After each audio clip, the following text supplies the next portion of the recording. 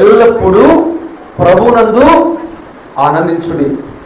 మనము ఎల్లప్పుడూ ఆనందిస్తామా? ఆనందించలేమండి. దేవుని యందు విశ్వాసం ఉంచిన వారు మాత్రమే ఎల్లప్పుడూ ఆనందిస్తారు. ఇప్పుడు మనకు ఒక కష్టం వచ్చిందనుకోండి, అప్పుడేం చేస్తాం?